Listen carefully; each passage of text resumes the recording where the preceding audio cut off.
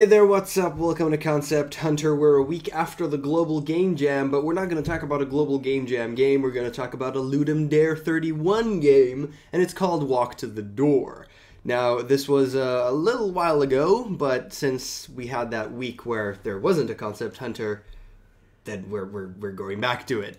And this was actually pretty interesting. I liked the idea, but I didn't actually like the execution as much. I didn't enjoy the gameplay as much, but the idea caught my eye, and that's why we're going to look around. So we have Walking Dude EXE, and this is a game, according to the author, it was inspired by the Windows interface, which you could completely understand as the fact that we have a window and we can move it around, and it's kind of Windowsy and pixelated. So we move the person to the arrow, and then he's going to take that action and move to the door. And this is called Walk to the Door. So here you can understand exactly what we need to do. We move the person to the left arrow, and then he keeps going left until he gets stuck in a wall, and then the person to the up arrow, and he needs to walk up to the door. The only thing we actually do is move the window around.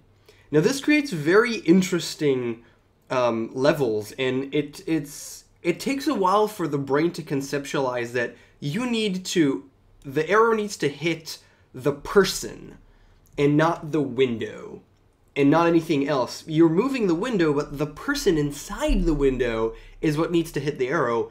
And especially when you need to like do things correctly and the proper timing, then and the person is moving, then it might present an actual problem. So I'm going to just play a little bit, and here clearly I need to do this with proper time. So I could just put it in the correct area before the person reaches it.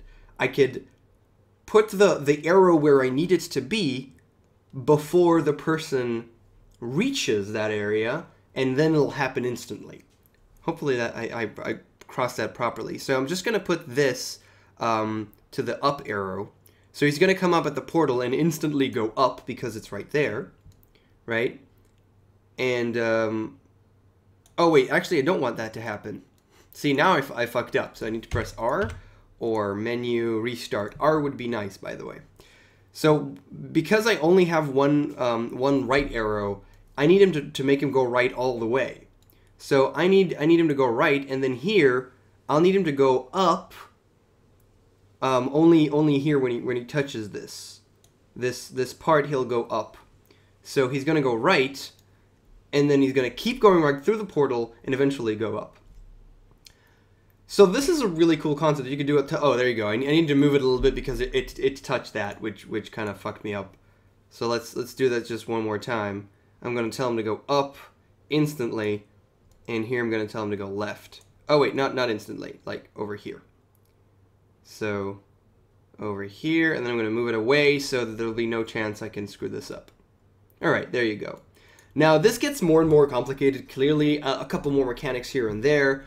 But there's a couple of issues with it. First of all, when you have a lot of things, if you fuck up once, and you only need to fuck up once, you gotta restart. And the restart is click, click, and then goes down, goes up. I wish it was way more instant, because there's so many steps. And you know, when there's a lot of steps, you really just want the restart to be instantaneous.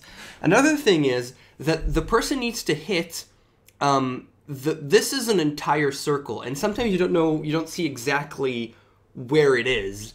Where the person will hit. So let's say I want him on the circle to immediately to do something, then he'll go up, right? When he goes into this, he'll go into this and immediately go up, as an example, right? Just as an example.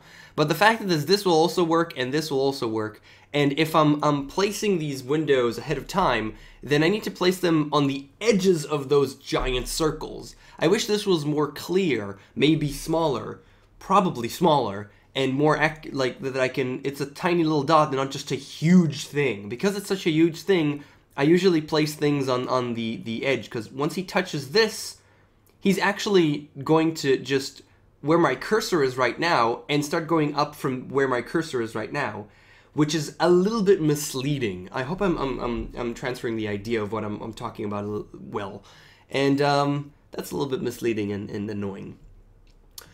But yeah, that's it. That's the game. I'm not gonna move forward. There's a couple more mechanics, and I played it. I didn't play it to completion. I got pissed off with too many things at some point.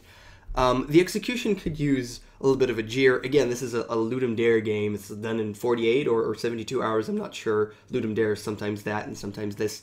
But the idea is really cool. I really like it, and I think you could do a lot of other cool things with it that, I don't know. I mean, I have a million ideas, and none of them all of them are like interesting. You could do so many things with Windows in commands and programming in a sense. I really like the idea. I wish it was done a little bit better. And, you know, if you ever come back to this, because it's a little, you know, a Game Jam game is there and that's it. You don't touch it anymore.